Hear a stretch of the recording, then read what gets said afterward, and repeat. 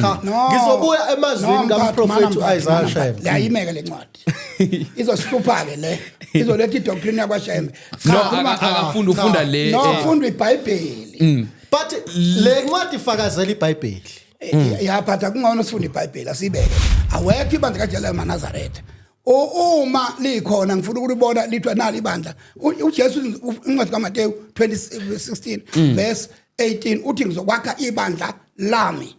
Uthi ke lebandla lami ngizolakha emasangathi awulahlula. Akasho umuntu amaNazaretha. Akukho eBhayibhelini lapho kuchazwa khona ukuthi uJesu umukelwa kanjani. Kodwa uJesu uthi the moment umthanda uyagcina imiyalo yakhe. Simthanda kanjani ke thina? Simthanda ngokugcina imiyalo yakhe uJesu. Yilokho esikwenzayo. Yes. Alikho ibandla la ngisho kwaIsrael. Akazobe khona ibandla lamaNazaretha. UmNazari umuntu ozahlukanisele uNkulunkulu. Greetings bafowethu, ngiyabingelela la ekhaya kwa Gifted Media. You know I'm always booming with the boom content. Bafowethu igama nguGift wakamabunda. You know la ekhaya senza isiqiniseko sokuthi abantu behlezi bethola indaba ezimnandi. Sithi le channel eyenkolo which we are not limiting any inkolo ukuthi ize la ekhaya. You are surprised namhlanje kamereni ngivela nobaba umthiya akasiyona ipresenter imina ipresenter la ekhaya kushushu la ekhaya bafowethu isimemo sifikile ngengasikhuluma ku video ukuthi any believe any words ofila ngathi ufuna ukuyilungisa you are welcome to come la ekhaya uyimele inkolo yakho bafowethu before siyakude ungakhohlwa ukuklik ibutton bese uyasubscribe so that anything evela kule channel uzoyithola ngesikhathi esiright ungezwe ngabantu uzoyizwela wena ngesikhathi esiright so make sure you click the button and also the notification button and also ungakhohlwa ucomment where are you watching us from ngiyafisa ukwazi ukuthi usibukela ukuphi ngenze kusemotweni ngenze kusempumalanga ngenze kuseGauteng you are welcome tell us where are you watching us from and also let not forget we are sponsored by Essence Studios like Kaya Sishuta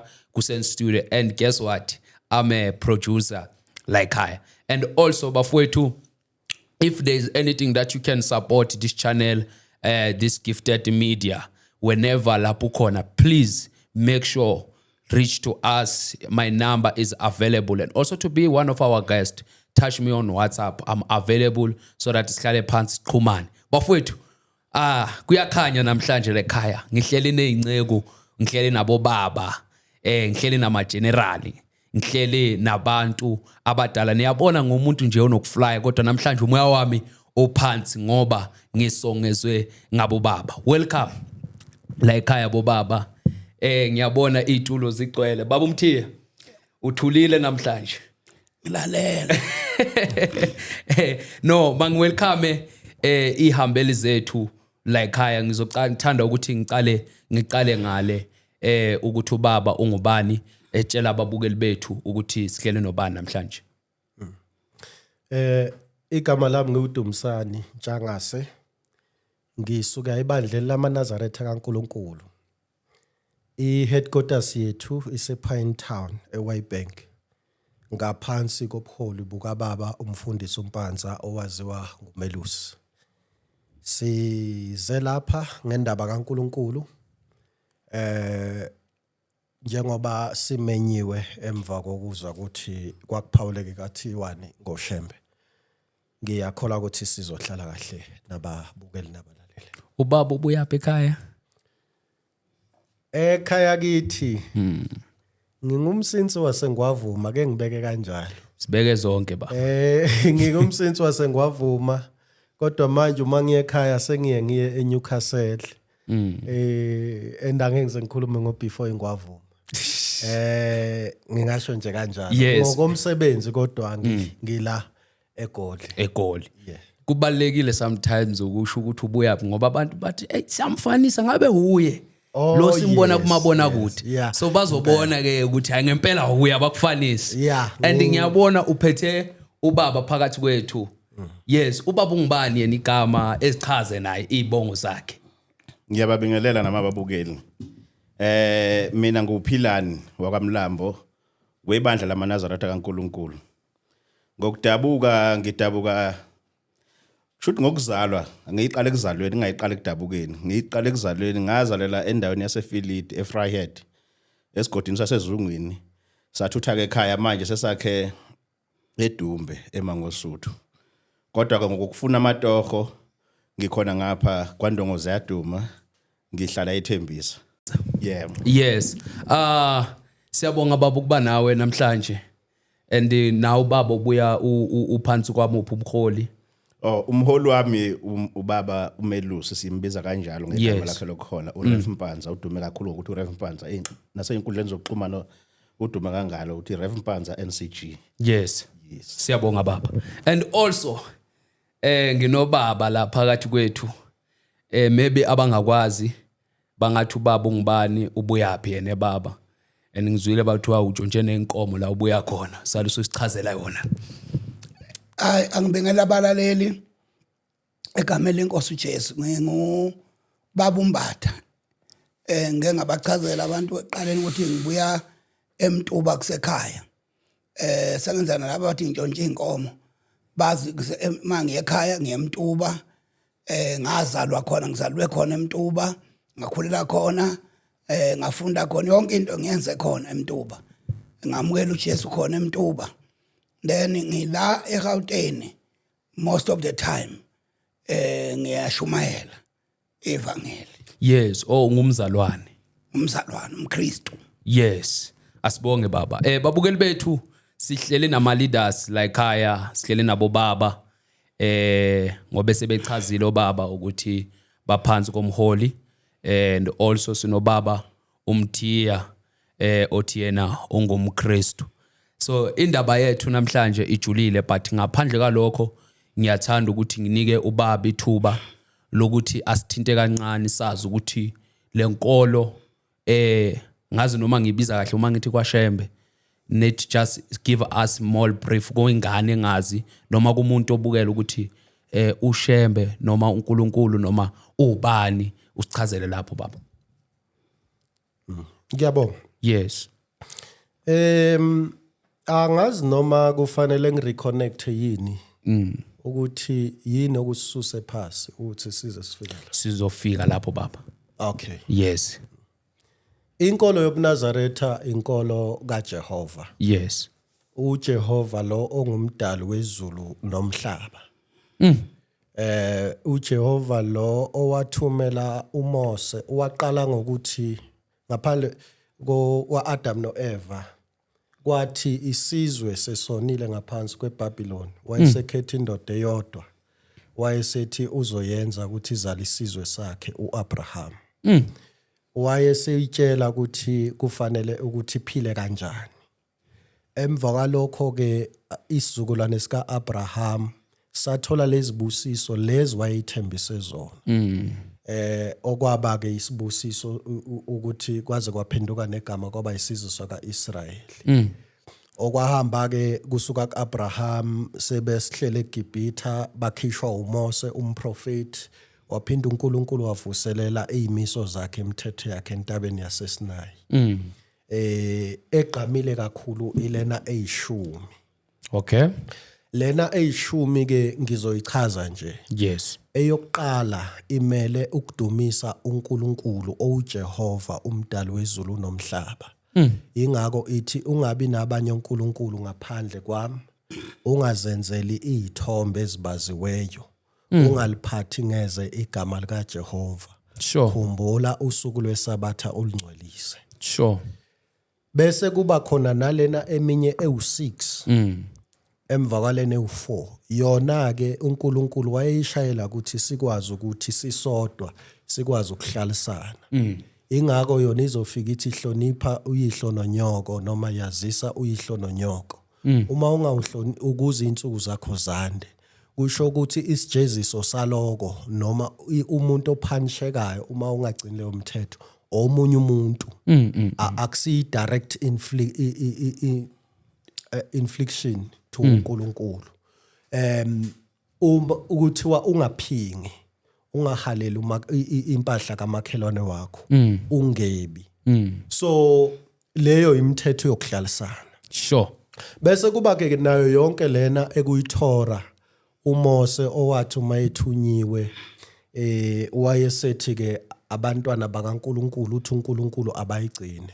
Sithola ke kusukela imithetho nje isuka laphana noma imiyalo kaNkuluNkulu isuka kuGenesis izifike ithi Genesis, Exodus, Deuteronomy, Numeri, ngihamba ke nomlambo la eze uzongisiza lapho unokhuza khona. Yes. So kutheke uma kuhamba isikhathi labantwana nabo benza izono kanti uNkulunkulu wayenze isivumelwano nabo ku Deuteronomy 28 ukuthi uma ningikhonza ngicina imiyalo yami uma ufunda kusuka kuverse 1 uze ufike kuverse 14 uthi nazi izibusiso enizoyithola. Yes. Kodwa kusuka kuverse 15 kuze kufike kuverse 68 ukhuluma ngeziqalekiso ezobehlela. Sure. Kwahamba isikhathi ke bangasamkhonza kahle uNkulunkulu maningi amakhosi oManase namanye amakhosi amhlubuka uNkulunkulu noSolomon imbuso oManase ubani lenkosi besikhuluma ngayo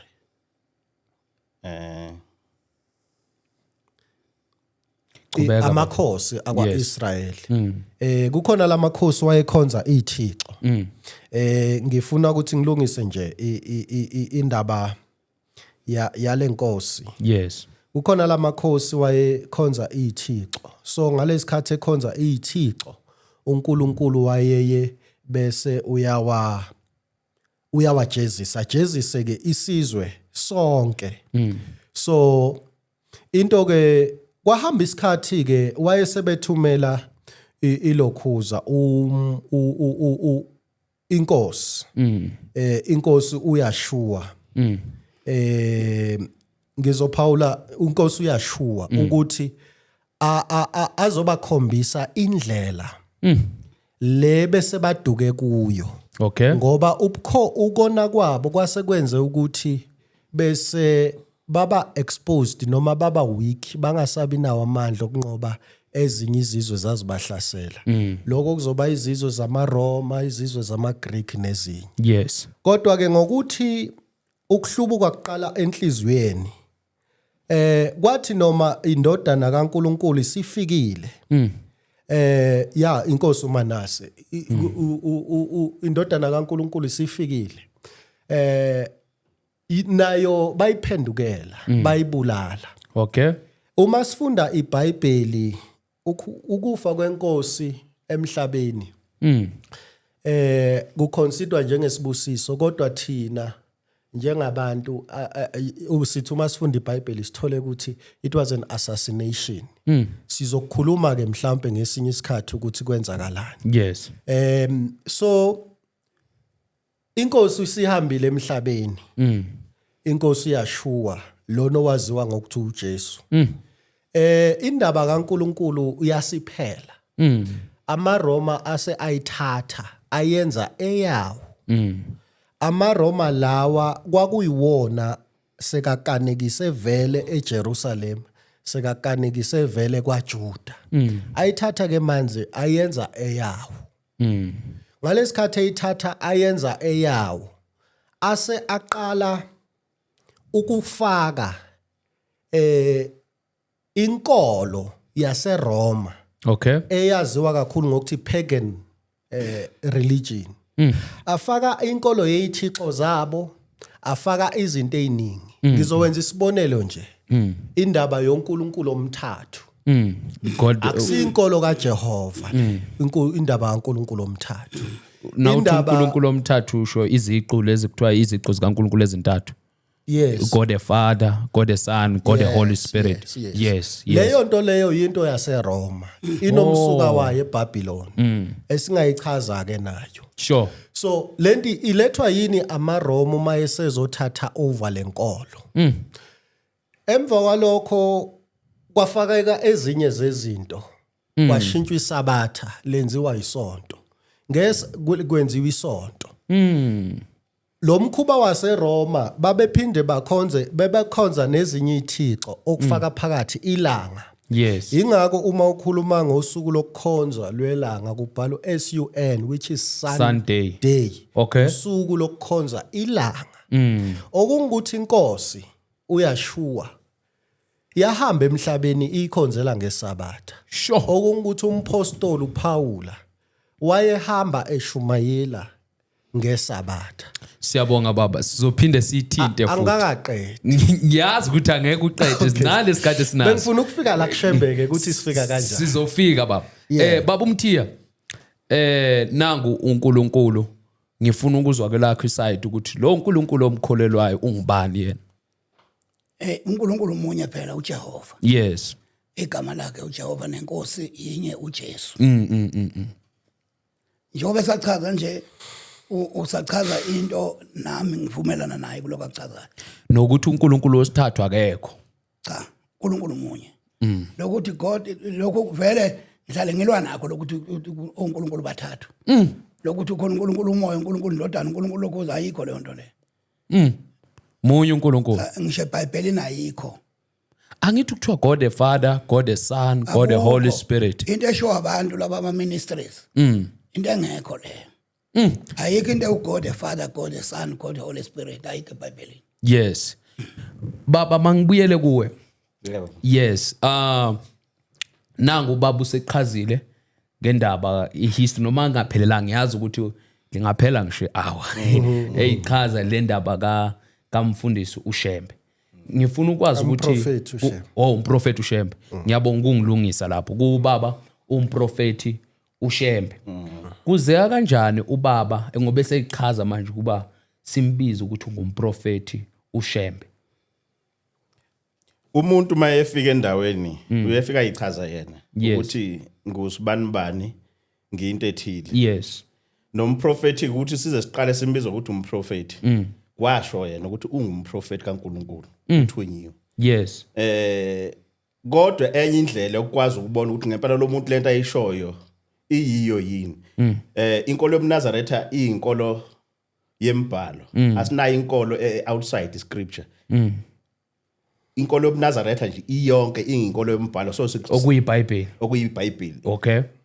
So kuma scriptures mawubheka lapho ukuthi umprofeti uyinto enjani. Umprofeti imessenger othatha imiyalezo from kuNkulunkulu awudlulisele kubantu. Yes. And umprofeti uShembe it's exactly that afika kwenza mayifika lapha kujina. So sikubona ngalokho ukuthi ngempela lo kwakumprofeti kaNkulunkulu ngoba yikho into engaphandle kweBhayibheli afika sifundisa yona. Usifika sifundisa exactly izinto ezibhaliwe eBhayibhelini. Yes. Baba la etafuleni ngibona na incwadi izihlabelelo nemithandazo yamaNazaretha. Yeah.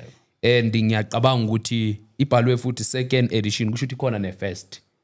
No, la correctwa nje ama grammatical errors. Yeah. Okay. So le ncwadi imvelo yale ncwadi ivela kuphi? Umsuka wale ncwadi le yabhalwa umprofeti Isaiah Shembe. Yes. So kusho ukuthi izihlabelelo lezi ngokomlando wakhe wathi umprofeti zayifika kuye nezingelosi. Okay, that's interesting. Zayifika kuye nezingelosi afike ke bese ke umprofeti uIsaiah Shembe wayeumuntu engafundile wayengayanga esikoleni. Yes. So ngokwasemhlabeni wayengakwazi ukufunda noma ukubhala. Kodwa ngokwecebo likaNkuluNkulu wagcina ekwazi uNkulunkulu wamfundisa. Noma lapha ehamba khona wayehamba enomabhalana wakhe.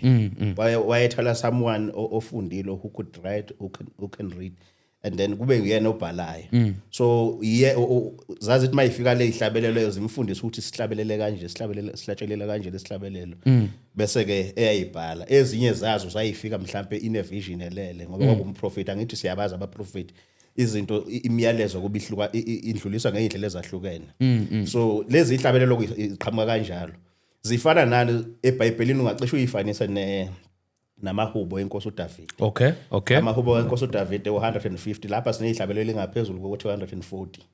Okay. Ezibhalwa umprofeti uShembe ngeingelozi simchazela. Baba uMthiya kunenkulumo edumile lapha ku TikTok yami uthi inkolo kaShembe inkolo engekho.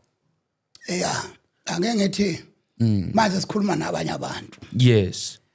Laba esikhuluma nesihleli nabo la akubona laba ingakho bengisazofika ngizwe kulokho laba akusibona laba ebengikhuluma ngazibona laba abanye labesimela bestudio ngicela ukuthi ungakhulumeli base kwalabo esihleli nabo ngifuna uchaze le statement sokuthi asibeke laba esihleli nabo ngifuna uchaze le statement sokuthi uthe abantu inkolo kaShembe inkolo engekho exactly ngisasho njalo namanje uma ngihlehla nje ngibuya kuyo ayikho le yankolo le yankolo inkolo yaqhibukho ongayazi ibuyapi eyavele abakhona ingakho mabefunda iBhayibheli la ukuthi Jesu khona bathi Shembe hayibo that's why ngithi iBhayibheli icala mangathiwa uJesu ngabuya la ngabafaka icala enkantolo ukuthi baguqula iBhayibheli elibhalwe ngoJesu elingabhalwa ngaShembe bona bathi Shembe ngibalalele kaningi emingcwabeni noma kuphi mabefika nje ukuthi Jesu khona bashintsha logama uzabathi Shembe abanye bayasaba mabebona igcwala amaKristu kakhulu umzashwabanisa umshumayeli lapha makufuna beJesu kasuthutheni kodwa bathi amen laba bavumayo so uyabona ukuthi bayayazi lento yabo ukuthi bayishaya kanjani that is why ngithi ke inowhere leyankolo ingakho bekufuneka masikhuluma la ucaciswe eqala ukuthi ngoba bashilo bathi bahamba nomelusi ubaba umpanza ngazi mangachaza ngokwazi kwami chaza baba ubaba umpanza uphumile ngokwazi kwami kwaShembe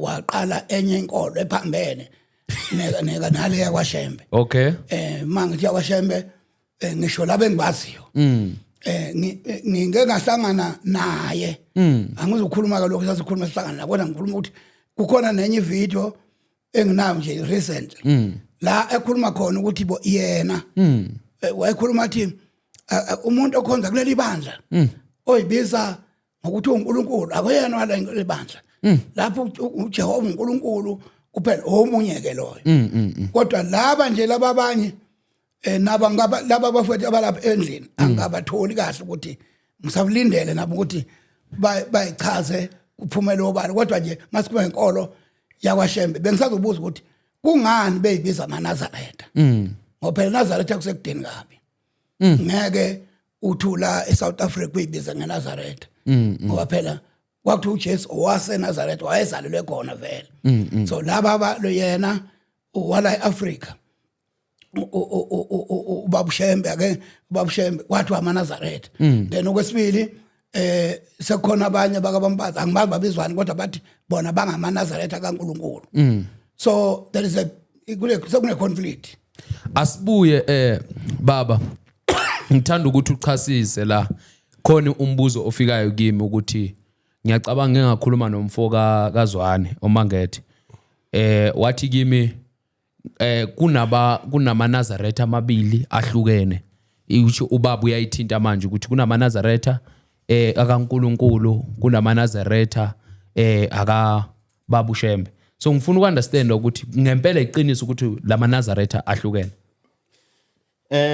uma ngabheka nje enkulumeni kaBaba uShando Baba uShando uthi inkolo yobuNazaretha inkolo engekho bese ekhuluma ngamabandla ngifuna sekuhlukanisa lokho ukuthi kunenkolo a faith system ebizwa ngomNazaretha okay ikhona leyo nkolo leyo isuke laphi isuke lentabeni yaseSinayi mhlawumbe uNkulunkulu enabantu bakaIsrayeli entabeni yaseSinayi inkolo ekhona and it's biblical is the very first nkolo esiyaziyo kungakabe ikhona inkolo eseyikhona manje eyidumile inkolo yobuNazaretha isukaphi entabeni yaseSinayi uba kanjani iNazaretha ukuze umuntu nje ngoba ngiyibizwa ukuthi ngiyiNazaretha you take a vow uthathe isifungo sobuNazaretha okay nakho lokho kuphi sikuthola kuphi encwadini Numbers chapter 6 uthatha isifungo uphakamisa isandla ukuthi ngizahlukanisela uNkulunkulu kwekusuka manje kuze kuyophela impilo yami yonke uzahlukanisela uNkulunkulu yes sikhuluma ngenkolo ebuNazaretha inkolo ekhona mase siye emabandlela abaNazaretha ngizothanda ukuwafanisa namabandla khona njengamanje amabandla eChristianity. Ngicabanga ukuthi Christianity as a faith system or as a religion Yes. broad inkulu. True. Kunamabandla ahlukene ngaphansi kwelekhuzana kweChristianity. So ngokwamabandla ke yes nenkolo yobuNazaretha inamabandla ahlukile. Hence thina sithe siqhamuka ebandleni lamaNazaretha kaNkuluNkulu. Nazarite Church of God eholo ubani ubaba uMelusi Rev Mpanza. Why kuyiNazaretha? Why kuyiNazaretha? Yes. Ingoba inkolo sisenkolweni yobuNazaretha. Yes. Inkolo kunenkolo eyimele engafani nezinye izinkolo ekuthiwa ubuNazaretha. Ine lifestyle umuntu wobuNazaretha indlela aphila ngayo indlela enza ngayo izinto ukuzahlukanisela uNkulunkulu. Yes, because ngithi into engicabanga ukuthi esuke idida abantu noma ababukeli bethu ukuthi noJesu nakuthandwa zakuthiwa uJesu Kristu waseNazaretha. So ukubuza kwami lo mbuzo ngifuna ukwazi ukuthi ngabe lo Nazaretha lo o-attach noJesu Kristu uyena futhi lona olapha ku Prophet uShembe. In actual fact yes. Okay? Kodwa mangaphendula nje umbuzo wakho ukuthi Yes. why iNazaretha? Yes. Uthatha isifungo sobuNazaretha. Ukuze uzoba umNazaretha nje uthatha isifungo. Yes. You cannot be a Nazarite ungakazi uthathe lesa sifungo. Or enye indlela ukuthi ube umNazaretha ngaba umNazaretha by dedication. Dedicate umzali wakhe sike sambona umprofeti or umpriest uSamuel. Umpriest uSamuel wa dedicate unina umzalayo oHana ukuthi Nkosi uma ungangipha umntwana lo mntwana uyokuba umNazaretha wakho. So ngaba umNazaretha ukuthi uthathe isifungo uyithathele wena isifungo willingly or ube umNazaretha ukuthi udedicate umzali wakho. Sure. So ukuba umNazaretha nje it's either you take a vow or you are dedicated. Sure. Kube umNazaretha. Baba sisi ngiyabonga impendulo yakho Ngiyabonga. ukuthi uyachaza indaba yelo. Baba kunendaba engifuna ukuthi ungithintele yona especially ku inkolo eyama Nazaretha. Ukuthiwa ziningi izinto engicabanga ukuthi zidala idebate especially ebantwini because siyathanda ukugceka into singayibuzanga. Hence sivulele channel ekhaya ukuthi noma ubani if it was possible ngisho ubaba uMpanza bese uhlala naye phansi simbuze if beka available but ngiyathemba ngelilanga ngizothi ngihlale naye phansi echazele ababukeli ukuthi singabantu siyathanda ukugceka into esingayibuzanga. Ubaba ukhipha statement lapha wathi inkolo kwaShembe inkolo engekho nje yaduma ivideo ya thintwa ngisho abantu abaningi futhi especially abantu benkolo yakaShembe into egcine isenza ukuthi namhlanje sihlale phansi kanje because ngithe ubaba akakwazi ukukhuluma lento ngabantu sikhulume ngabantu ngathi abantu abangekho. So kuwe baba ngicela ukuthi uchazisele ukuthi ngempela inkolo yakaShembe inkolo ekhona and siyini sizathu sokuthi kunabantu abaningi phela ngeke sithi lenkolo inkolo engekho kanti kunabantu abaningi abagcwalayo belaphayana futhi kusho ukuthi iyabaphilisa and baya benefita kuyo. So just to give amabukeli bethu ukuthi kuyini today nimela lenkolo ukuthi ngempela inkolo ekhona. Ngiyabonga mfowethu. Yes. Oqala nje ngizophawula ukuthi ubaba uMelusi Yes. bese kamphendulile ubaba uMbatha. Okay. Umphendule ngesabathe ledlule lelanga eyi20 mewu20 bani 26. Okay. Kodwa angeke ngize ngithi umphendule directly. Because njengoba sikhona uthi sithanda ukugxeka into esingayazi. Abantu abangazi behlukene kathathu. Kukhona umuntu ongazi ukuthi akazi kodwa futhi akanandaba nokuthakaza. Sure. Bese kuba khona umuntu ongazi owaziyo ukuthi akazi. Akananda akazi oqala akazi. Uyazi ukuthi akazi and akanandaba nokwazi. Sure. Owesibili akazi. Ekungazini kwakhe naye akazi ukuthi akazi. Sure. Lokho kumenza ukuthi angazi ukuthi akazi. Bese kuba khona owesithathu uthole ukuthi akazi.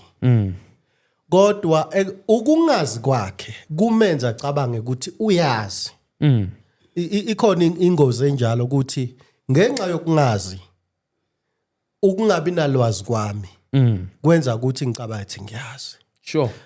Bangaba baningi abantu abangaba kulesi simo esithi inkolo kaShembe into engekho. Sure.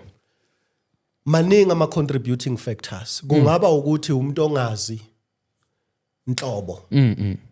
Athengazi bese kuba nabantu abamakholwa ebandleni lamaNazaretha. Abenza izinto eziphikisana nemiyalo kaNkuluNkulu bese kuthiwa lento ayikho. Sure. Okwesibili kungaba ukuthi umuntu akazi inhlobo futhi akakazi wabona neNazaretha kodwa indlela iapproach yakhe afundiswe ngawufundiswa ukuthi uma kungeyena uJesu leyo nto ayikho. Lento kubaba ngesonto ledlule uyibize ngefanatism. So njengoba silapha sibonga le platform ukuthi sizosiza abantu abalalela ubaba uMbatha nabafuna ukwazi ngobuNazaretha ukuthi kahle kahle buyini ubuNazaretha. Yes. Ngithe inkolo kaJehova. Ngachaza nemithetho. Sure. Asizile ukuzoyilwela sithi inkolo ekhona. Angeke siyilwele sizochazela nje abantu for free. Inkolo ekhona. In actual fact, uma singenza ama analysis. Inkolo ngokwe historical fact ebukeka ingekho inkolo yobuKristu. Sure. Awuliphinde lapho baba ngathi le mic ayikuthathanga kahle. Inkolo. Yes. Ebukeka ingekho ngokwe historical fact and biblical fact inkolo yobuKristu. Yes. Isizathu. Angeke ngikwazi ukuchaza lesi statement ngingakachazi inkolo yobuNazaretha. Okay. Umprofeti uSamuel owagcoba uSaul ukuthi abe inkosi wayumNazaretha. uMose wayumNazaretha. Hayibo.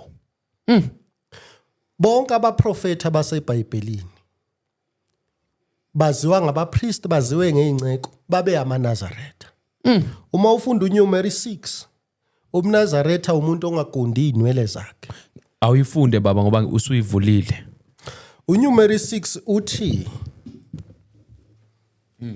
yisho kubantwana bakaIsrayeli uthi nxa wesilisa noma wesifazane enza isethembiso esithile isithembiso somNaziri ukuzahlukanisela uJehova. So ukuba umNazaretha ukuzahlukanisela uJehova.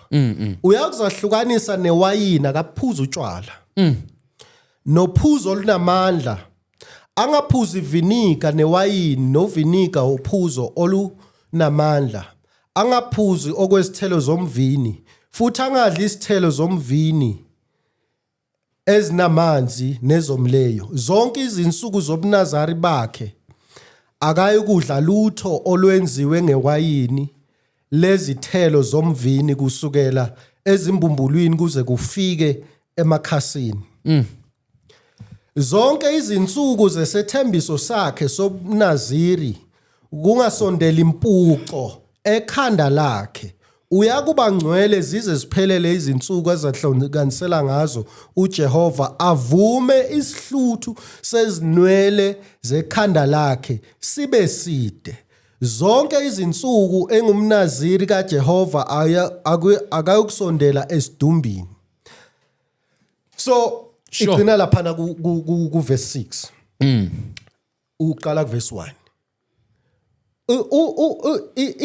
Ingxenye ebalekile la ile ngxenye ethi zonke izinsuku zakhe zobunaziri angasondela impuco ekhanda lakhe. Kukhona lengxenye ethi uyakuba ngcwele verse 5.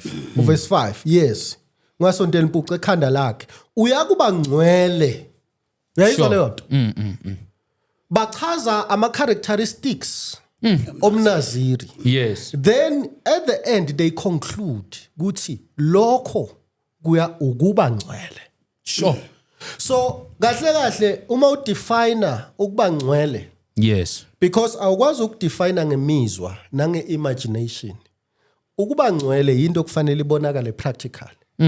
So kahle kahle abantu banama definitions ehlukene okubangcwele amanye ilawa uNkosi uJesu athi nina nithi kimi inkosi kodwa nigcina intando yami la uJehova uthi ukubangcwele ukungaphuzi wayini ukuzingcwelisa ungathinta isidumbu ukungaphuca ikhanda lakho uyayibala izinto uthi ngokuba njalo uyawubangcwele ake ngiqhubeke indaba yebandla lobuNazaretha so wayekhona amaNazaretha athatha izifungo as individuals ngalesa sikhathi bese kuba khona ama-born Nazareth encwadini ebhalwe ubaba uMelusi ethi Shembe the messenger the sacred tales of prophet Isaiah Shembe asiyiphathanga la uhlukanisa amaNazaretha kathathu uthi khona amaNazaretha okuzalwa njengoba uNkosana uMlambo bekasho khona amaNazaretha dedication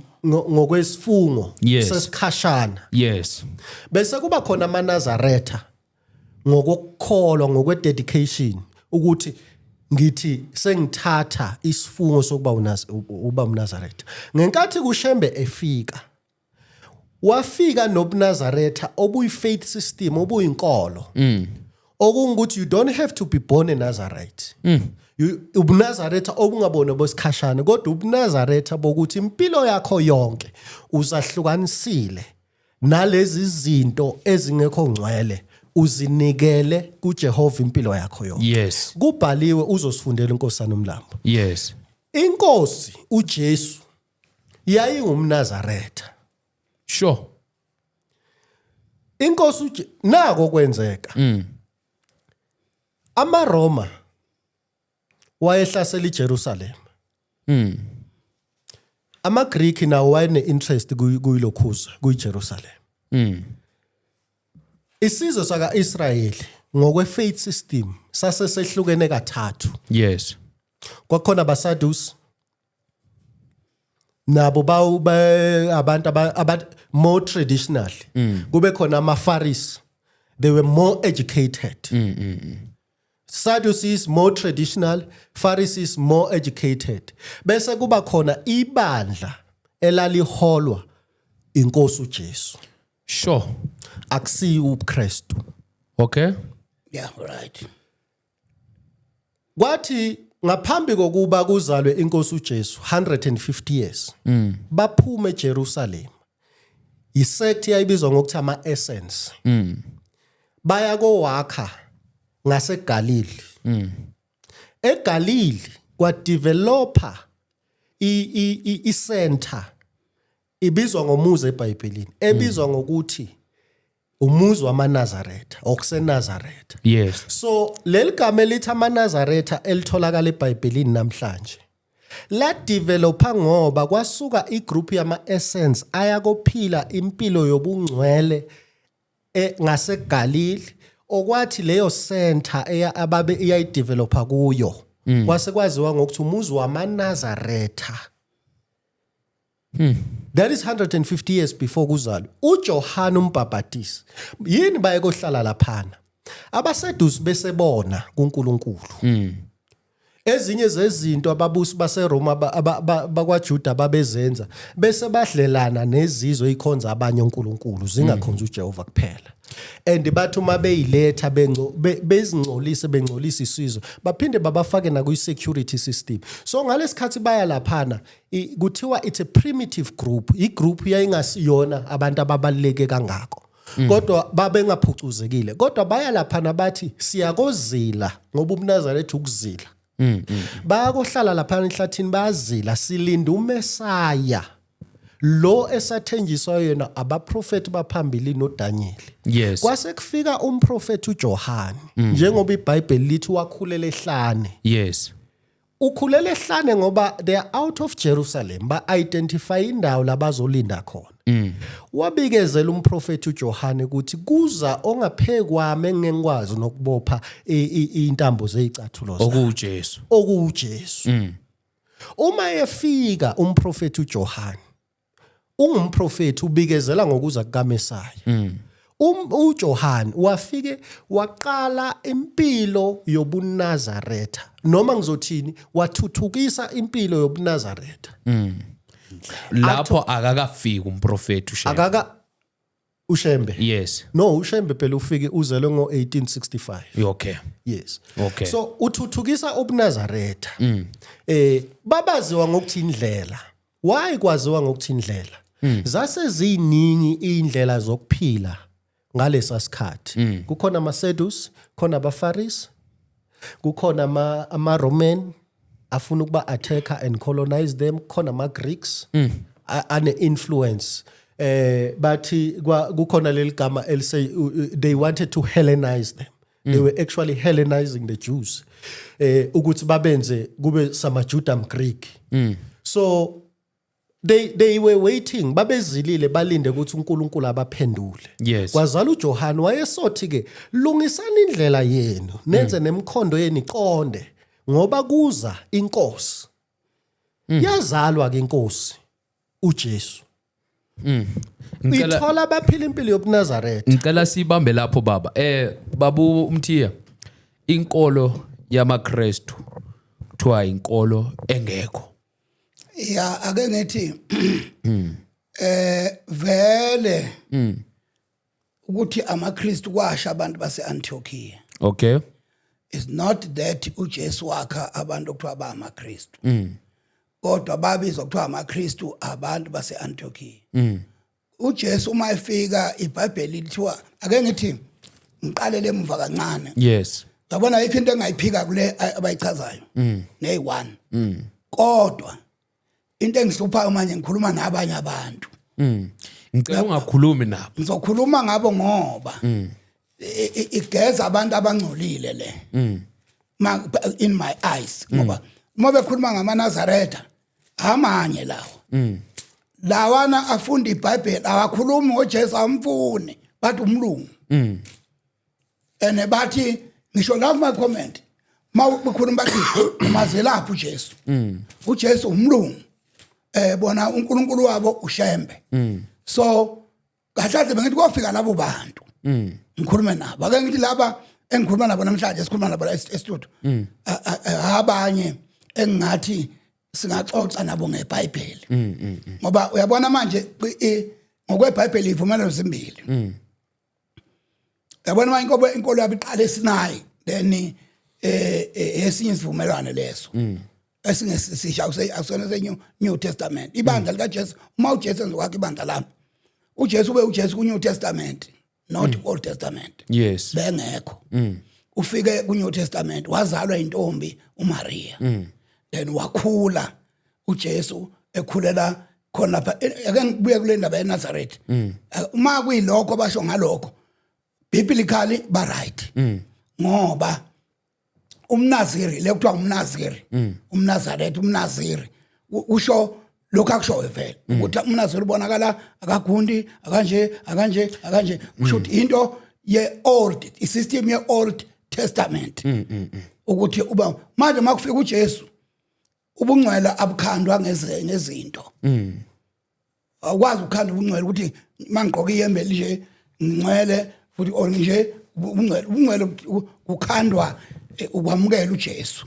Okay. Bese uhlukana nezinto ezisho iBhayibheli ku-New Testament. Phela bambatha ugundile unechiskopo ukusho ukuthi wena awukho ngcwele. Angikho phela mina ngingakho ngichaza ke ngithi ilakho ngichaza ngithi uhlukile lokho abakushoyo ku-Old Testament. Uma iqala ngeSinayi sikhuluma ngenye inkolo. Yes. eSinayi phela kunywa ngabantwana baka-Israyeli bodwa abafaka bezizwe. Yes. Ama-Israel 12 tribes of Israel phela abazalwa uJakobe. Ibona basuke eGibhithe bafika eSinayi bahlangana noNkulunkulu lapho kubhalwe khona encwadi kaExodus. La basuka khona eSinayi baya eKhenani. La bafike khona izwe baliphatha kuba izwe labo eKhenani. Then abantwana baka-Israyeli labo bodwa abangena umuntu wezizwe. Umuntu wezizwe ke umZulu, umshangane, umvenda, ibhunu, ini kwakuyisizwe kwaIsrael kuphela. amaJuda babephila lapha eKhenani, bephila ngemthetho eyishumi ebhalwe kuncwadi ama-Exodus. Le kade beqeda ukukhuluma ngayo ukuthi ungabi nabanye uNkulunkulu ngaphandle kwami. Leyo nkolo inkolo engeke ngigceke ngithi wrong kodwa inkolo uNkulunkulu ayeshilo yeOld Testament esivumelwano esidala sikaNkulunkulu uJeremiah 31 verse 31 uyamemezela inkolo entsha ukubembezela kanje uthi uJeremiah ngiyokwenza isivumelwano esisha nendlu kaJuda nendlu kaIsrael esingafani nalesiya engasenza laba mzukwana ngibamba isandla sabo ngibakhiphe ezweni laseGibhithe should there is two group manje uma bekuleyo kusho bakuleya uNkulunkulu ayishiya uyishila uNkulunkulu le nkolo akayishanga ngoba elahla kodwa ibekele isizwe esile esizwe izizwe ingena kanjani izizwe ingena ngoJesu ma ngaphandle kaJesu akekho omunye umuntu ofaka izizwe ngaphandle kukaJesu yes ngicela ukwelekelela ubaba ngokuthi ngimfundele incwadi ayishoyo yes Jeremiah 31 verse 31 yes uJeremiah 31 verse 31 ngizocela ukufundela nje baba ngicine ku35 okay kulungile bheka izinsuku ziyeza usho uJehova lapho ngiyakwenza isivumelwano esisha nendlu kaIsrayeli nendlu kaJuda kungenje ngesivumelwane engasenzayo nawo yise mhla ngibabamba ngesandla kubakhipha ezweni laseGibhithe isivumelwane sami abasaphula noma ngangiyinkosi yabo usho uJehova kepha yilesi exactly esiyisivumelwane engizakusenza nendlu kaIsrayeli ngemva kwalezo zinsuku usho uJehova ngiyakufaka umthetho wami ezibilini zabo ngiwulobe ezinhliziyweni zabo ngibe uNkulunkulu wabo bona babe ngabantu bami abasakufundisana kube yilowo nalowo umakhelwane wakhe kube yilowo nalowo umfowabo ngokuthi yazi uJehova ngokuba bonke bayakungazi kusukela kwabancane kuya kwabakhulu babo usho uJehova ngokuba ngiyakuthethelela ububi babo nesono sabo angisayozikhumbula usho kanje uJehova uverse bani lo baba u35 usho kanje uJehova obeka ilanga libe ukukhanya nezimiso angicaba sebachaza nje uJehova okay ngifuna ukuthi ke la waguqula uNkulunkulu wayememezela ngoba uNkulunkulu akahijack umuntu yes uNkulunkulu akusekusene seshintshile kubhalwe eBhayibhelini ukuthi akenzi lutho ngaphandazise ingcebo zakabaprofeti ngomoya so ke uNkulunkulu ubuyela kubantu ayibakhiphe eGibhithe uthi ke ngumprofeti uJeremiah ngizokwenza esisho uthi asezofana nalesiya asenza noyise mzukwane babamba ngesandla sakhe ebakhipha eGibhithe obani abameGibhithe abantwana bakaIsrael 12 tribes of Israel baba umthiya yes ngathi indaba uthi ukuyijika kancane ngifuna sihlale endabeni bathi nabechaza abubaba ekuqaleni bathi uProfet Shembe wayethi uNkulunkulu sinencwadi namhlanje okuyizihlabelelo ebhalwe uProfeti uShembe ngifuna ukubuza kuwe ukuthi lamazwi bowukhuluma eqaleni uthi inkolo kaShembe inkolo engekho but sinencwadi singathi ungathi laba kusiyibo laba esina because incwadi abayiphethe ithi Shembe ibhalwe ubani uProfeti uShembe ngokwazi kwami okuncane yes uShembe oqala uIsaya wabhabhatiswa umuntu umzalwane okholwayo yes ngeke ngisakhuluma igama leChristian lamaKristu ukubhabhatiswa kwabazwa umuntu omzalwane that's why mangabuyela entweni eziningi ezayisho uIsaya namaculo aphakamisa igama likaJehova uNkulunkulu akhe nawa ke manje la wakhona mhlanje kufa omunye ngena omunye kufa mayefa omunye ngena omunye still you see izinto ezirong abayikhulumayo obona impilo ayifani nale abakhuluma ngayo abafowethu sinabo la studio yes yabo ihluke fatifa ingakho bengithi ayikho ndawo because bona abalifundi iBhayibheli nje balifunda kanje lapha labafunda uJesu bavuma uJesu bakhuluma ngaye laba bathi uJesu umlungu thuke nangaphandle kwalokho umnaziri abantu abuhlala amanaziri angithi kuqala Old Testament umoya oyingcwele bungahlali emntwini Old Testament umoya oyingcwele buvakasha bafika benza lethi ahambe abuyele ezulwini manje ubulala uSolomon ebulala iBhere umoya kaJehova ehlala phezulu kwakhe ngamandla wabudwebula ilokhuza wadwebula ibhubesi lafa wabuye kodwa kuNew Testament le esikuyo ngoba le manje so ngeke sidebate le Yes. nabo today mase debate le kuyofuna ukuthi sibuyele emva siyokhuluma ngale yabo ngoba le abayishoyo intsha le inkolo le Yes. ayifani nale nkolo yamaNazaretha la uqala. Asivale ngalaba ukuthi uthena amadlozi inkolo kaSathane. 100% ngeke nguphike vele nje akekho umuntu okholwayo uJesu okhonza amadlozi. Baba uyakholela emadlozini? Enkolweni yobuNazaretha akuvumelekile ukuthi umuntu owumNazaretha akholelwe kunoma ngabe yipi enye into engaphandle kwabuNazaretha. Okay. Ngoba khumbula sithe masifunda ubuNazaretha sithe ukuzahlukanisela uNkulunkulu. Yes. You separate yourself only for God. So akukho lapho uNkulunkulu asifundisa khona ukuthi sikholele emadlozini noma kwabaphansi. Okay. So kusho ukuthi inkolo yenu niyavumelana ubaba umthiya la ukuthi asikholele emadlozini. Impela inkolo nje kaJehova ayikuvumi ukuthi umuntu osezahlukanisela yena aphinde ebe nenye into eyithemba lakho owakholela uzahlukanisela uJehova impilo yakho yonke. Okay, baba nginombuzo la.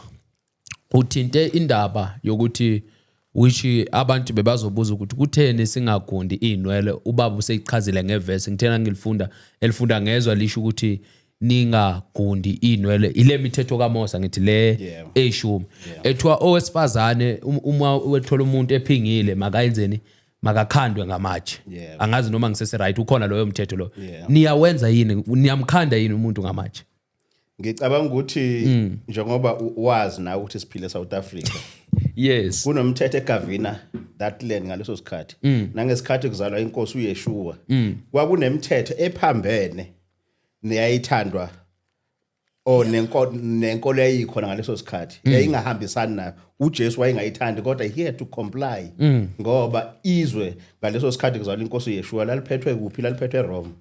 One typical example nje ingalesi sikhathi kunama tax collectors. One of them was umpostoli Matthew before ebelokhuzana. Be tax collector yes. Why tax collector? Abenkolo kaJehova ngaleso sikhathi babengakuthandi but they had to comply. As much as singakuthandi okwenzekayo manje we had to comply with imithetho ekhona. uShebe wasifundisa lokho wathi nibahlonipha abaphathi bezwe. Nelokhuza nisho njalo nencwadi eyingcwele nayisitshela ukho ukuthi sibahloniphe so ezinye zezinto ngeke sikwazi ukuzenza ngale yandlela ezazenziwa ngayo but every other thing esikwazi ukuyenza siyenza ngendlela iBhayibheli lisho ngayo. Baba na into enginterested kuyo animkhonza uShembe. uShembe ngumprofeti Akusiyena uNkulunkulu. Sichazise nje ukubabukela ukuthi nina nithi uShembe unguNkulunkulu. Ungumprofeti. Naye akakaze ayithule kanjalo ukuthi ulokhuzana. So kusho ukuthi le nkolo le ubaba nekathi inkolo kaShembe inkolo engekho. Ilapho ke enginenkinga khona ukuthi ubaba ufike atheke ifaith system. Atheke ifaith system not a particular faction yebandla lamaNazaretha abonayo ukuthi mhlambe ngabe alenzi ngokweyilokhuzana ngoba umpostoli babekele lokho ukuqapha ukuthi ingaba amabandla asahambisa ngakho nokusencwadini. Uthi ke uthi umpostoli uPaul kumele sikhuze sigxeke sisole sifundise. Ubaba wenza into ekahle ukuthi abagxeke laba ababona ukuthi ngaba benzi kahle kodwa engagxeki ifaith system ngoba ifaith system into ekhona na akukhona ukuthi khona inkolo endala nelokhuzana lo ola isithombeni lo mbona la isithombeni Yes. ngumprofeti uIsaiah Shembe lo. Yes. Ukuthula kube kuye. Umprofeti uIsaiah Shembe lo. I-doctrine imfundiso onkolo yebandla lokhu yafana nangalesikhathi afika namanje kuseyiyo sahamba ngayo. I-doctrine yobuNazaretha icacile. Mesabeni uJehova zizukulwane ngezizukulwane nigcine imithetho yakhe uJehova anilobela yona ngenceke yakhe uMose. I-doctrine yebandla leyo. Sure. Isikhomba phi encwadini so inkolo ekhona le existayo. So kuyenza ukuthi uma uthandaza uncuse kuye umprofeti uIsaiah Shembe. Ake siphinde le eBhayibhelini ngithema ngenza intro yami ngathi siyibandla lembhalo. Yes. Nakho umprofeti uEliya ehlukana nomprofeti uElijah. uElisha. Yes.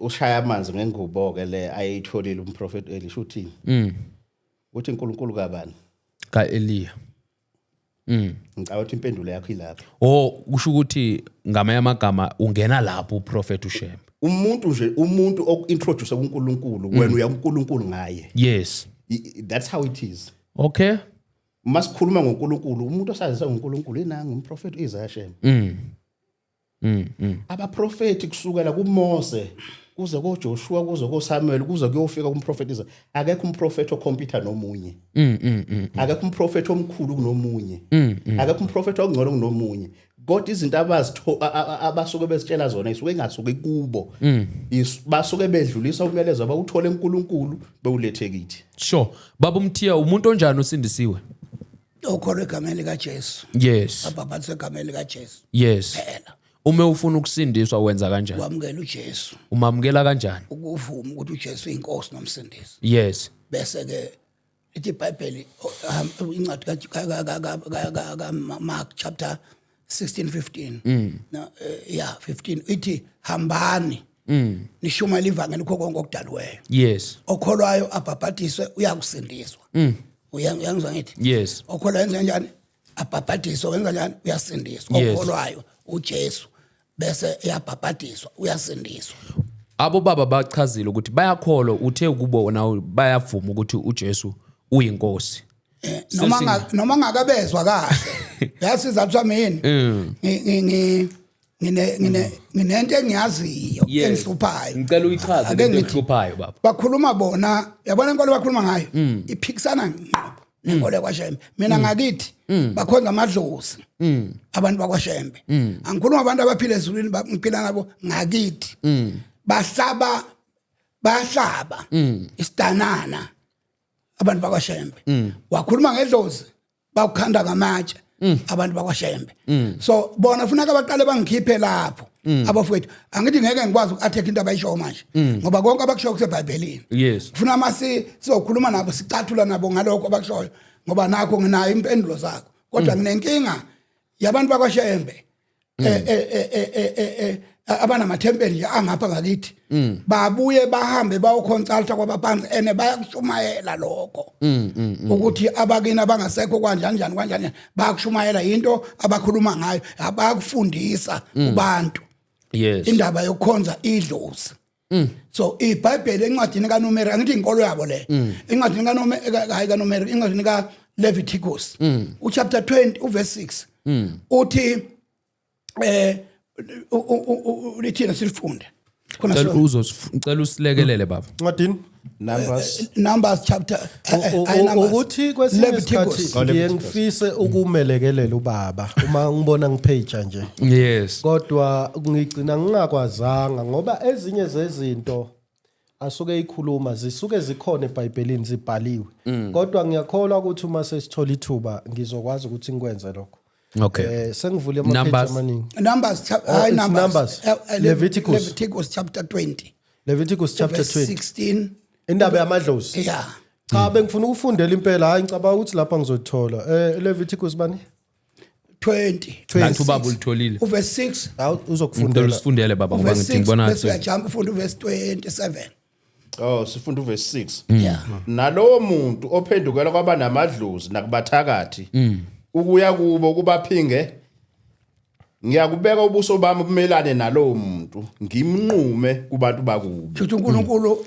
akazange ahambisane isystem yamadlozi kusukela uNkulunkulu waqala wabakhona kuNkulunkulu uNkulunkulu ingakho encwadini le eyokuqala incwadi le aqale khona ukukhuluma le esesinayi lentaba athi khona ningabe nabanye uNkulunkulu ngaphandle kwami ngoba uNkulunkulu engafuni ukuhlanganiswa nabanye uNkulunkulu uverse lo verse esikhuluma uthi ke ma usuke umuntu ushuthi ungahambi uyobhula uye kubantu bamadlozi ushuthi oyayo uma umzana awuyi kwabanamadlozi sengisho nje khona kwenkolweni le yakaIsrayeli uNkulunkulu akazange avumelane akazange acahlangane nabakhonza amadlozi uverse 27 ongifundele futhi naye uverse 27 uye lencwadi kaLeviticus yeah yes uverse 27 uthi owesifazane noma owesilisa noma owesifazane elikubo idlozi noma umthakathi bobulawa nokubulawa bakhandwe ngamatshe igazi labo libe phezukwabo sekushiwo isangoma ke qobo lwaso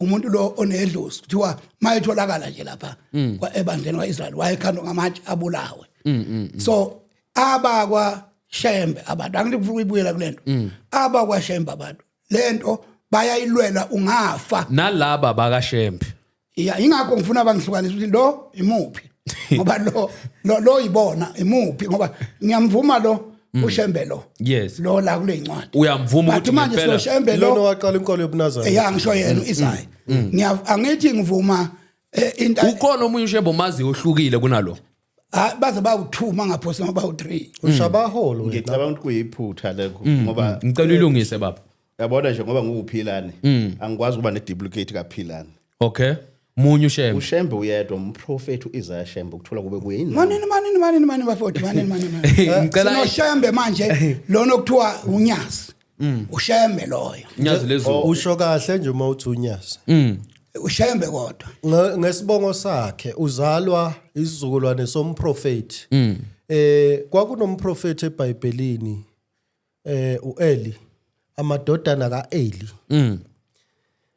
enza izono ya uma enza izono wafika wathi uNkulunkulu kumadodana kaEli ngasho nokusho kuwe ukuthi indlu yakhe yohamba phambi kwami njengabapriest kodwa amalevi lawo yes ya uthi kodwa namhlanje makube kude nami lokho so ake sikhiphe nje kulomgodi esibona ngazi ukuthi ubaba uyangena kuwo khipha impela silethwe la indaba kaShembe ya sesiphela isikhathi sesiphelile isikhathi qale linye hour lapho siqhubeka baba sikalungisile silethwe la indaba start silethwe la indaba kaShembe yona ke efuna sikhulume manje le ngoba uma sikhuluma ngoShembe sikhuluma ngoShembe umprofeti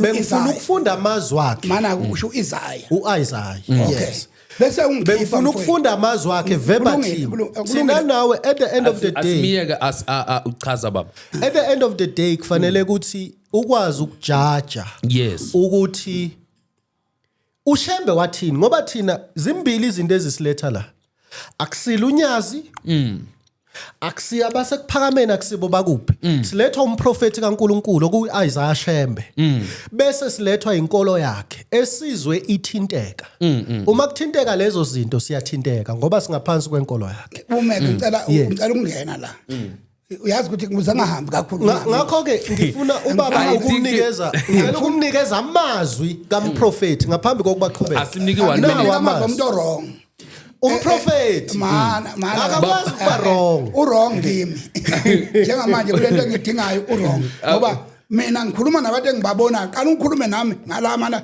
shothi nina amaNazaretha ke ngibuyele kinike shothi nina amaNazaretha nikhuluma into esimbili ezingafani ngoba ngiyasho ngithi ukhulume ngawo ngizwa bathi kuyathengwa ukuhluthu ususa isihluthu mara ngizwange eBhayibhelini ngapha ngithi bakhona bayakuthenga bathi namhlanje ayikho into ukuthi ngizwe baba kuyiqiniso lokho ngiyaqala ukuguzwa nje ngoba baba umthini ukuhlubuka lo bahlubukile bathi bahambile bayokhipha ini ukuthi agundi ikhanda cha usukahlubukile number 2 ngizobuya usichazele ukuthi yini ukuhlubuka baba right baba ngiyakuthanda ukusho number 2 amaNazaretha ayawakhonza amadlozi angithi ngiyakhuluma amaNazaretha abantu bamadlozi bona abashumayela ubona kugcwele kutheni lapha abantu abakhonza uNkulunkulu nayo yonke into uma kuyilokho akusho ubaba hey kunzima lapho akushoyo ngeke babona abantu abangaka beya kuloko labantu abagcwele lapha abantu abaphatha ibhamba ngakudubula mabethanda sengisho mina ngikhuluma iqiniso lele ngikhuluma phambi kwakho la ilokho engumele la ukuthi abantu bakaShembe siphila nabo angazi ngizothini asiyeke ibhamu mfundisi baba ngicela uchaze na uthi ngoba ubaba akakhazele angithi mana mfowethu ngifuna ahlukanise angithi ngiyamuza amazwi kaBaba uIsaiah yes futhi ngishilo nami ngathi ngiyayivuma into kaBaba uIsaiah ihlukile kunale ngiyibona ngamehlo eManazaretheni futhi ihlukile le esho baba uMpanza ubaba uMpanza kune video lapha khona agiwa ukuthi ushemba kuyinkulunkulu loyana unyazi uNkulunkulu akuyena just umprofeti uNkulunkulu lento engikhulumayo bayayazi nayo ayithi bachaze ngoba uthinta indaba yokuhlubuka singashiya ababukeli bangaunderstand ukuthi kuyini ukuhlubuka ngizocela nje mfowethu ukurecapa eyintweni eyiningi aye wayikhuluma kwasala ikhala please ake sibiyele kuJesu ukuthi uJesu uwamukelwa kanjani yes uJohn 14 ngoba ukhuluma ngokuthi mhlawumbe uzofika ekuthenini akakasizwa simukele uJesu uJohn 14 uverse 15 uthi uma ningithanda niyakugcina imiyalo yami akukho eBhayibhelini lapho kuchazwa khona ukuthi uJesu umukelwa kanjani kodwa uJesu uthi the moment umthanda uyakugcina imiyalo yakhe simthanda kanjani ke thina simthanda ngokugcina imiyalo yakhe uJesu yilokho esikwenzayo ngedlule lapha yes lungisa ngize kulento kuzenza ake sizoqhubeka kukhona eBhayibhelini uJesu wamukelwa kanjani sizobuya sifunde lo babathu ake siye kuzenzo okay ngifuna ukukhuluma ngalento ayishilo ubaba izenzo 11 uverse 26 kuthi kuqala nini ukuthi babizwe ngamaKristu bese sibiyela ukuthi babe yini uverse 26 kazenzo 11 uthi kwathi esemfumene wamisa eAntiochia kwase kwenzeka ukuba umnyaka wonke bahlangane ebandleni bafundisa abantu abaningi kwaqala eAntiochia ukuba abafundi bathiwe amaKristu yes vumelana nawe babebizwa ngani abafundi izenzo 24 funda baba verse 5 yes ngokuba siyifumene lendoda siyifumene ishinga evusa ukwambuka phakathi kwabaJuda ezweni lonke ihle eyinhloko yohlelo lwamaNazaretha yeah uPaul okukhulunywa ngaye kuthiwa yindoda eyinhloko yohlelo lwamaNazaretha babengabizwa lokho angithi kulapho ngicela mana uzengaqhubeka phambili ngicela ukuqhubeka baba angithi akusile iBhayibheli leli lishoyo kushiwo eBhayibhelini kodwa kushiwo umuntu othile ongamazi uPaul kahle omfanisa nabehlelo lamaNazaretha yes aqhubeke simlalele ngingaqhubeka ngichaze ngaze ngivule nale ncwadi ngicela uyivule nayo baba ngoba sikaze sivule yes oh okay cha ngizobuya emazwini kaMprofeti uIsaiah Shembe layimeke le ncwadi izosihlupha ke le izoletha idoctrine yakwaShembe akafunda ufunda le ufunda iBhayibheli but le ncwadi ifakazela iBhayibheli yaphatha kungcono sifunda iBhayibheli asibeke le ngoba lena isi-edithiwe i-edithiwe iBhayibheli edithiwe baba ukho ifunda le it's for the lena akafunda ivese ngoba no singayigqeki into esingayizwa mana once we speak about enye incwadi siyasuka ke kwi-constitution kaJehova uNkulunkulu ngoba le ibhalwe yibo ibhalwa ubani le ncwadi le ncwadi lena ibhalwe uSamuel Bakhyoko isihloko sayo sithi from Sabbath to Sunday yase Italy eRome la qhamuka khona inkolo yobuKristu 1977 baba iBhayibheli libhalwa ubani iBhayibheli kuthiwa abantu bakaNkulunkulu eqhutshwa umoya engcwele yes exactly le ncwadi ibhalwa i-background yokuthi kwenzakalani sibeke eceleni yona kwamanje ngoba ikhuluma ngohlelo oluthile sibeke eceleni sifunde le yeBhayibheli ifakazela iBhayibheli ngilifundile iBhayibheli liqhubeke nalo lithi uPaul waye ngiqale ngathi uJohn waye umNazaretha inkosi uJesu yayinazaretha umNazaretha mana baba angiphikisani nawe ngalokho angithi ngiyaqhubeka baba uPaul uPaul simana nawe qala ukuthi baba mina angiphikisani nawe ukuthi uJesu waseNazaretha vele waye umNazaretha ngokwefaith no hayi ngokwefaith baba umthiya uJesu wazalwa khona eNazaretha iBhayibheli lisho njalo so ke interpretation yabantu lithi wayekhonza eNazareth alikho ibandla elakalaba khona lamaNazaretha Angithinali siyalifunda baba lapha kuze babukeli bethu sisekhona la ekhaya kwa-Gifted Media. baba Yes. alikho ibandla la ngisho kwaIsrael akaze kukhona ibandla lamaNazaretha umNazari umuntu ozahlukanisele uNkulunkulu baba ngicela ukukufundela baba ukuthi lalikhona yebo ufunda iBhayibheli Izenzo ubaba 24 manje. Yes.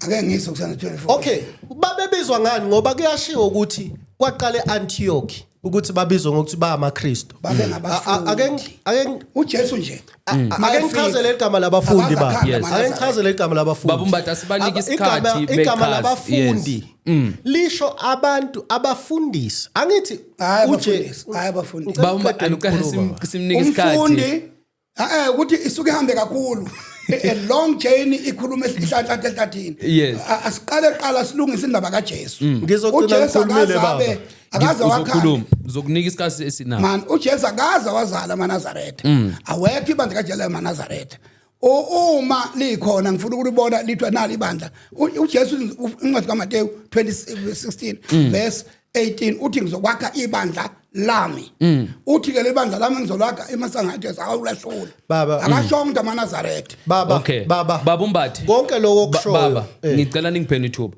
Baba Mbatha, ngizocela ukuthi sipheni isikhathi sokukhuluma. Ngizocela ukuthi baba uma ukhuluma akekho uzokudisturb. And awuthathi isikhathi nobaba uzonika ilo isikhathi sakhe ukuthi sikhona ukuthi nababukeli bethu bagcine babe netopic eyodwa esikhuluma ngayo. Okwamanje ngicela ubuyele eBhayibhelini bozofunda iverse bese uchaze the way uchaza ngakhona bose usathethe indaba yabafundi ukuthi likhona ibandla then lamaNazaretha ubaba Mbatha after that uzothola isikhathi enough so that ababukeli bethu sebayadideka manje ukuthi sesikhuluma ngani. Yes. ngithe uma ngifika la ngathi ukukhuluma kukaBaba Mbatha kufana nesikhalo isikhalo esithi thina kukhona singakwazi wozani nizosichazela uBaba Mbatha uma iqinisa kakhulu ekuthenini yena uzwa ngeBhayibheli akekho noyedwa umuntu emhlabeni owakwafunda iBhayibheli wangaliinterpreter. Okay. Uma uBaba Mbatha athi ngingayifundi lencwadi uthi anginga interpret iBhayibheli because umuntu owabhala la wenza research wayese interpret iBhayibheli. Okay. uBaba Mbatha uthi akukho ibandla eBhayibhelini o ibandla likaJesu lake labizwa amaNazaretha lokho akulona iverse leBhayibheli amazwi kaBaba Mbatha Yes.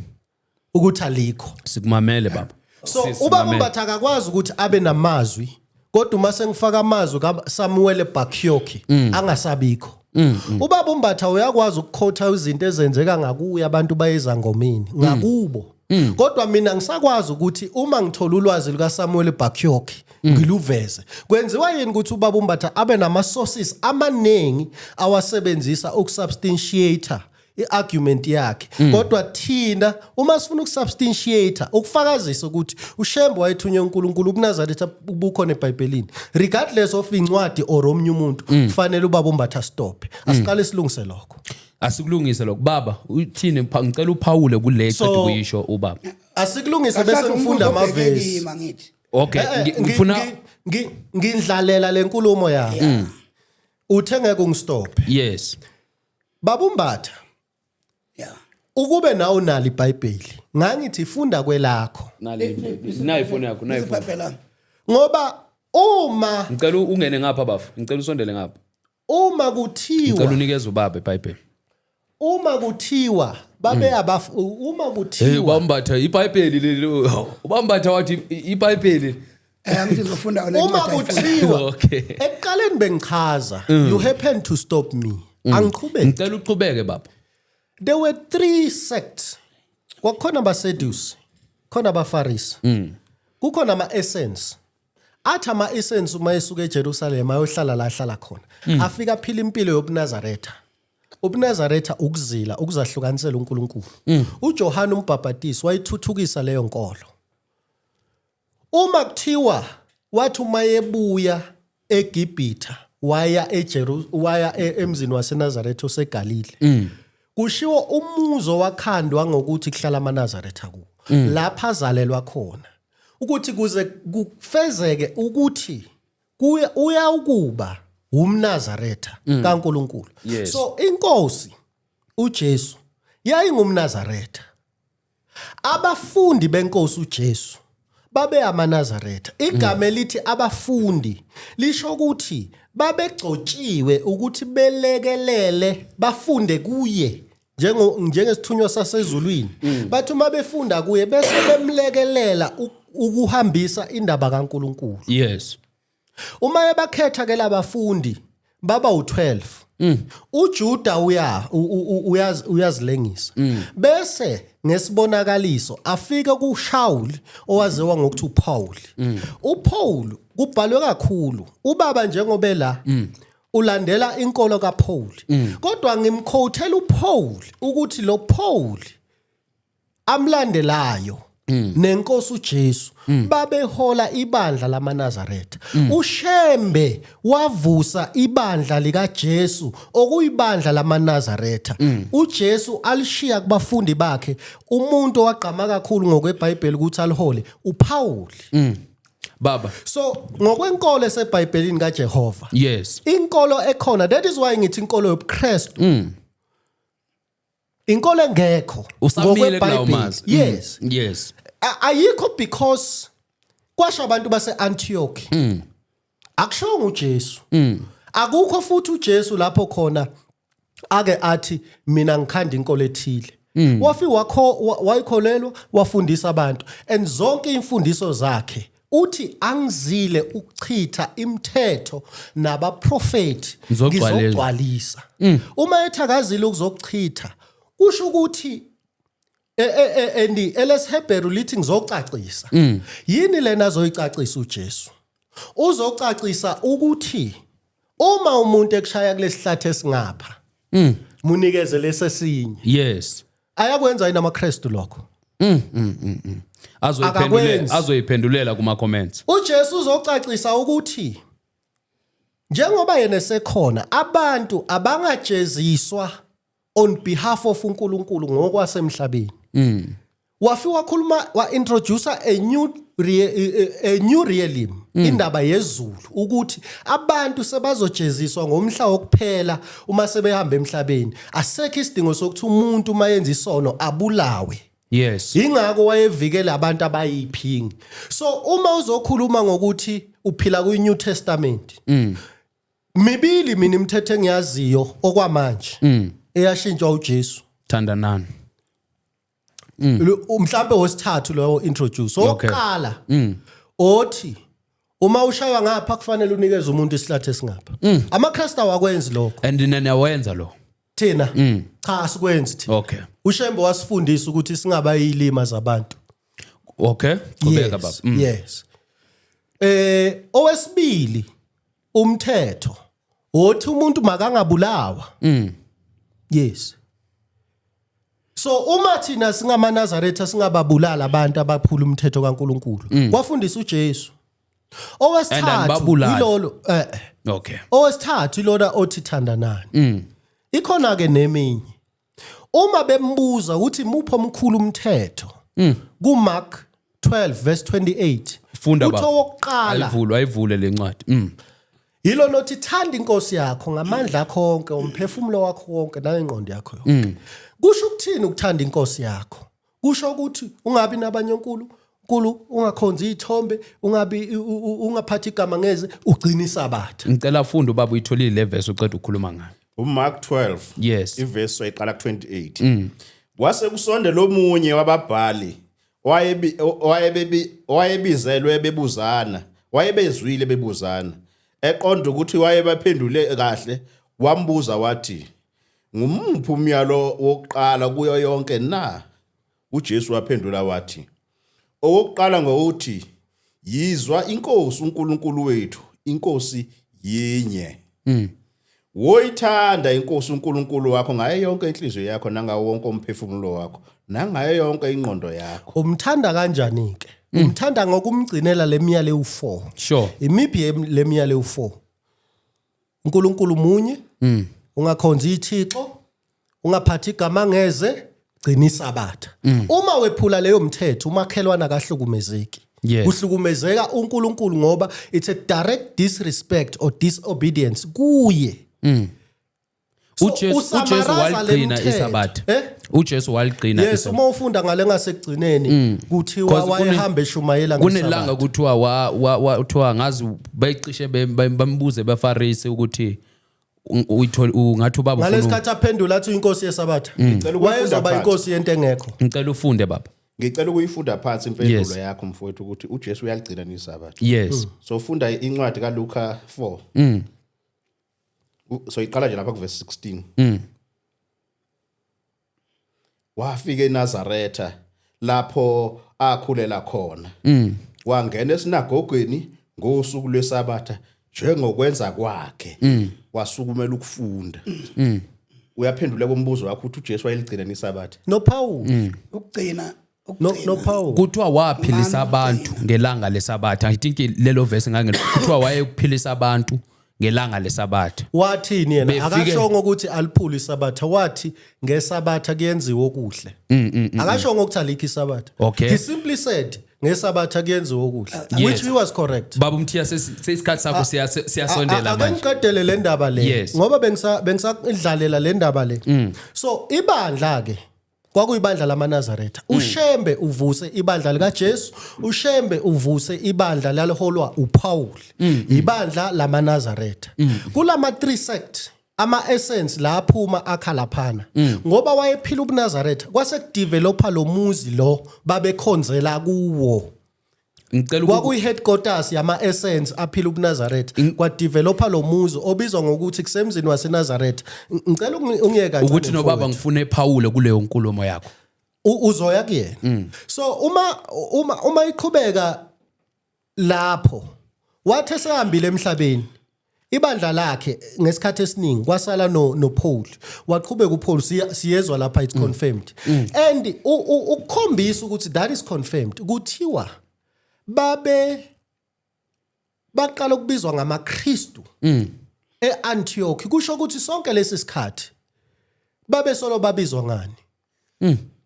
Ngokwebuzwe, ngokwe cultural belonging, they were essence.